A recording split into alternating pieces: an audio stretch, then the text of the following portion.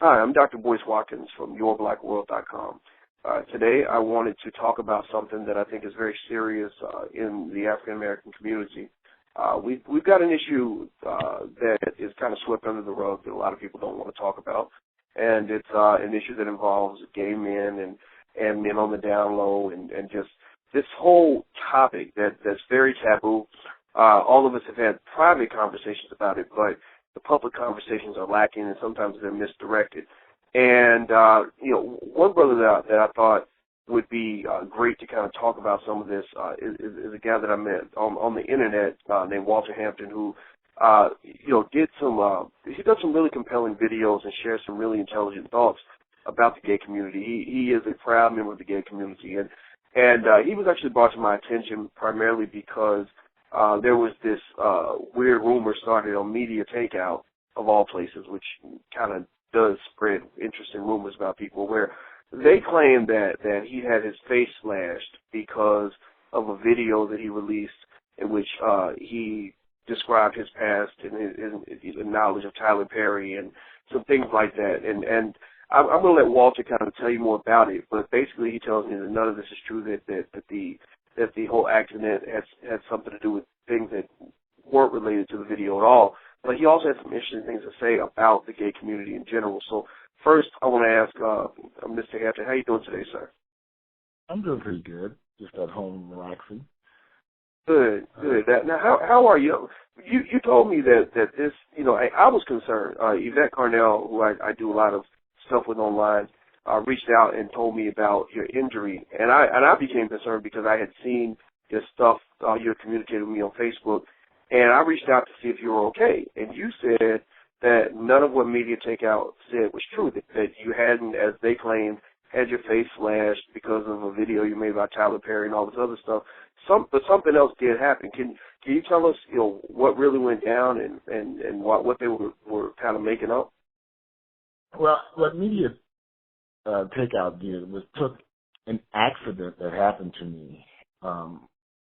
I was at a restaurant having dinner, and a brand new restaurant here in Atlanta just recently opened, and I was sitting at the table with my partner, and I'm partner for the past 18 years. We were sitting at a table, and literally the wind knocked a glass tall door over on top of me and him while we were sitting at this restaurant. And the glass bust, it broke as it was falling apart on top of me, and cut me in a couple of places. And they literally had to lift that door off me, and it just knocked me out. I didn't feel anything because the door was to my right. I didn't even see it. I do remember hearing a loud noise. And the next thing I know, all I can remember is laying down looking up at this white guy, a paramedic, asking, "Can you hear me? Can you hear what I'm saying?" And when I went to sit up, and I was like, maybe what's going on? He said, "You've been severely injured. We're rushing you to Grady Hospital. Do not move. We're strapping you into this gurney, I guess." And they lifted me, and I felt them lifting me into the ambulance, and then we took off to Grady Hospital. Wow. Well, I'm glad you're okay, brother. I mean, it sounds fine. It sounds like either situation was pretty bad. Are you okay now? Are you getting better?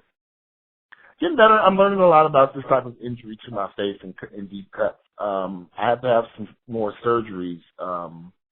They're actually trying. They took me to Grady Hospital, which is Atlanta, Georgia's #1 trauma center, and they're actually trying Botox to try to correct some of the problems in my face so that they don't have to do surgery. And there's a couple of reasons why they don't want to do the surgery, to some glands that were injured in the cut when the glass cut me. So they're trying to not have to go in and do those surgeries because the skin is already there's damage already there, and they feel like the surgery will create more damage. So they're trying Botox. So this was very interesting. Yesterday they gave me some Botox injections into certain areas of my face. and they're just going to try and see if that will help to alleviate the problems that I'm having, so that they don't have Wow. to surgery. Wow. Well, I wish you a speedy recovery, brother. And Thank you. I have to say this. A lot of people took notice. I guess the media takeout did as well about a video you did in which you talked about Tyler Perry. You talked very candidly about what you've seen in terms of his past in the gay community, and you seem to be disappointed that at least the sense I got was you felt that maybe he'd left that community behind, that the gay community had played a role in helping him to achieve his success, but now he's disavowed the gay community. And so I want to ask you, about that video, like why you made it. I'm going to say this. I've talked to Tyler, a couple times, and he's a nice guy, and I certainly don't want people to think that your goal was to bash Tyler Perry or to embarrass Tyler Perry.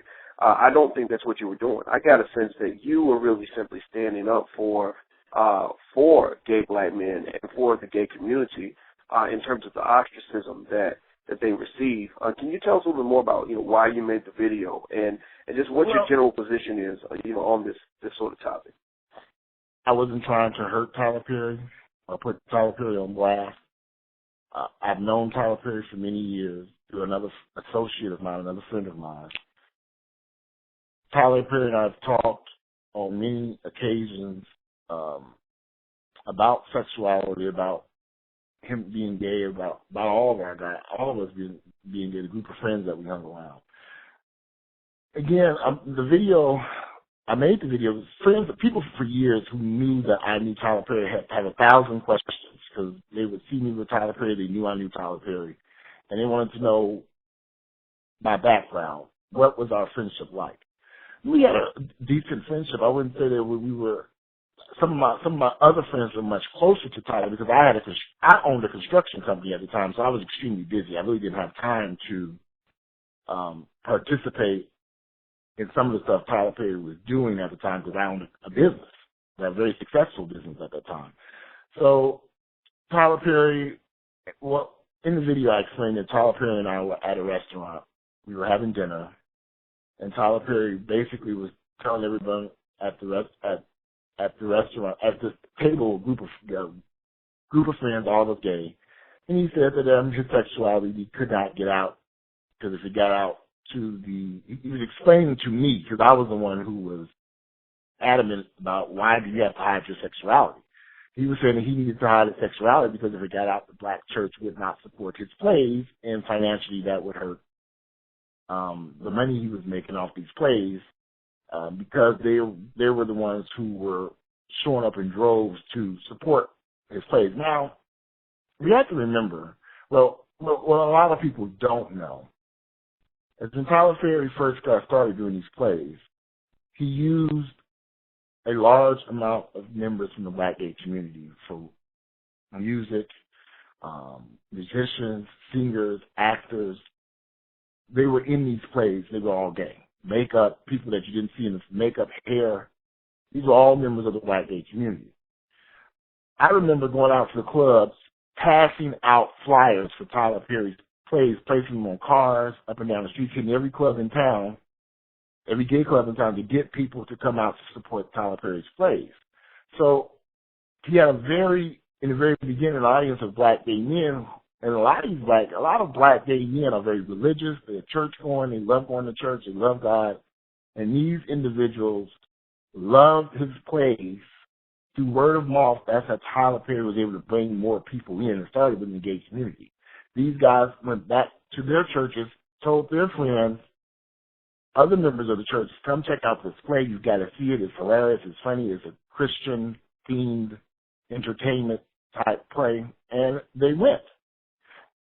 I didn't grow up in the black church. I grew up as a Jehovah's Witness. Jehovah's Witness religion is a little bit more conservative than the black church. So although Jehovah's Witnesses did not preach for homosexuality, they were not adamantly against it. It was considered a sin or whatever. But I never knew the type of dislike and hatred towards black gay men that the black church has for them. I never knew this existed because I didn't grow up in that environment.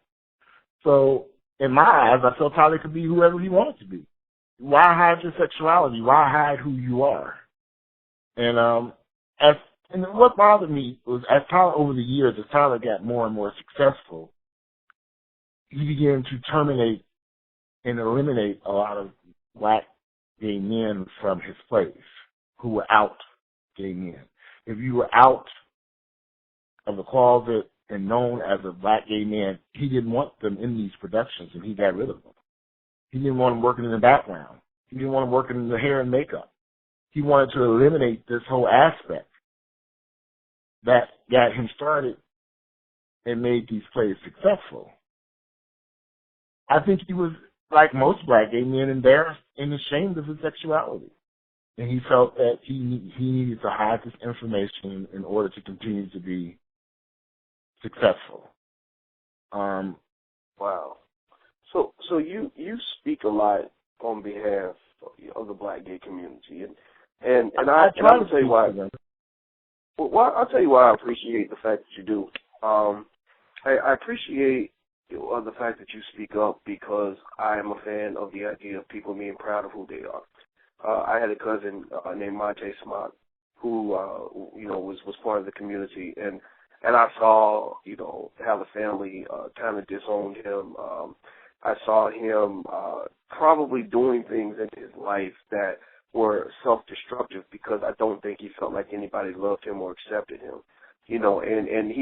But at the same time, I did admire the fact that he never hid who he was. He was very proud of who he was. He died at an early age, and I just remember seeing the fact that you had this person who was a good human being who didn't try to hurt anybody, who was mistreated because of the person that God made him to be. And people might have an issue with me saying God made him that way, but I knew that boy since he was 3. I know what kind of person he was, and it wasn't like he woke up one day and decided to be gay. So, I think that you speaking up is very important. And another reason that you and I were talking before, and you mentioned that some people need to be outed because you feel that it's good for public safety. Like you talked about some men who've gotten married and had children who were gay. Can you talk about that and just sort of why you feel that it might be important for you to share information, with the public or with people about what's kind of really going on here? I think a lot of, I've noticed, well, let me go back. I've been gay all my life. I knew I was gay in preschool. I knew at 3, 4, 5 years of age that I was gay. And I originally came out from our family in the 4th grade, told my mother and father I was gay. My mother decided that she was going to whip me to beat the homosexuality out of me, and my father did not allow that to happen. And thank God I had a father who realized I was a gay son, and there was nothing really that could be done about it. But you have a lot of family members out here, including some of my very own family members, who feel that they have a lot of negative opinions about gays and homosexuality because they don't understand it. And I think we get so much education about homosexuality, so much negative information from the church, basically, about gays and homosexuality. So I have a lot of friends that came out at 18, 19, 20 years of age, hung out at the clubs, party, danced, and in about, I would say, early 20s, mid-20s, I noticed a lot of my friends getting girlfriends, getting married, and having children. Now, this is kind of confusing to me because I'm watching this like, okay, why are you getting married? Aren't you gay? And I will continue to see these guys at gay parties, gay functions. They continue to have partners, but they had a wife and kids at home. 9 times out of 10, the wife had no clue her husband was sneaking into the gay community, living a double life. I've seen this so many times I lost count. And I was really confused because I didn't understand what was going on. Are they bisexual? Are they, why did you marry this woman? But as time went on, these guys hit their 30s and now 40s. These guys start filing for divorce left and right. losing everything. Because now they realize they are gay. They made a mistake marrying this woman. They're glad they got kids out of it, because otherwise they would not have had children. But now they want to be free to go live a proud gay lifestyle, so to say, as proud as they can be under the circumstances. But they've created so much damage to these women, because these women love these men and didn't know that their husbands were gay. Had no clue. You talking about, I think a lot of people sometimes have this idea that a gay man looks and talks a certain way. That's not the case. 9 times out of 10, you cannot look at a gay man and determine that he is gay. Now, a lot of black gay men have gotten so good at hiding who they are. You cannot look at them and tell them that and tell from any type of conversation that they are a gay man. Are there some signs as you get to know the person? Yeah, there are some signs. But for the most part, you can't look at a masculine, black, gay man who's in the closet. You're not going to be able to tell he's gay. You won't know he's gay. I think there is a benefit to outing these individuals. These guys are doing some very destructive things in the background. Every one of my friends who's ever been outed, forced out of the closet, they said it was the best thing that could have ever happened to them. Because they weren't going to do it on their own. They weren't going to walk out their closet and announce to the world that they were gay. Something took place, and their secret was told. Now, a lot of people in the gay community feel like outing somebody is the worst thing you could ever do. This is what people inside the gay community say. See, I never felt this way, because I knew that these guys needed to be outed, because they're doing too much destructive stuff to these women, their kids, the families, the divorce rate. It's not good. And they're being selfish. And they're doing stuff that doesn't make sense. I've seen friends do some very devious stuff sexually and then go home to their wives and pretend as if nothing ever existed.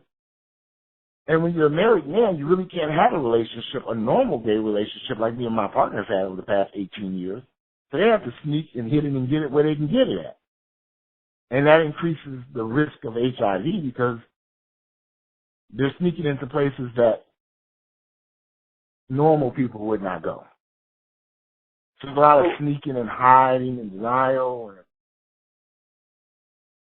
Well, let me ask you this. I've heard people sort of, talk as if this is a very widespread phenomenon, in a lot of cities across America, particularly, say, Atlanta. Is that your perception? Do you feel like it's widespread, or do you feel like it's something that is just kind of happens here and there? There's another element to this that we need to think about.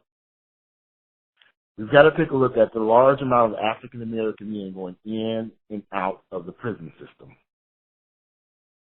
Those men are introduced to homosexuality inside the prison system. You want to know how? I've been to prison. I've seen it with my own 2 eyes. These men coming in and out of the prison system, some of these guys, you would assume some women think these men are straight. But these men are introduced to homosexuality in the prison system, and these guys grow to, I guess, like it or whatever, and they come back out of the prison system. So when you got a large group of African-American men in urban cities, New York, Washington, D.C., Philadelphia, Miami, Chicago, in trouble with the law, going back and forth to jail, serving prison time, 4 or 5, 6, 7, 10, 20 years in prison, coming back out into the community, you have a large group of men who are either undercover, gay, or bisexual, depending on, some of these men might like enjoying having sex with women. But a lot of these men continue to have sex with women just because they want to to put this front on that they are straight men. They don't want to deal with being gay, the connotation of being gay, so they continue relationships with women. A lot of these relationships these men may have already had with women before they were introduced to homosexuality. And I hate to say the word introduced to it. I think there's deep down in most people it's already there. But how can I say this? Not every man is going to be gay.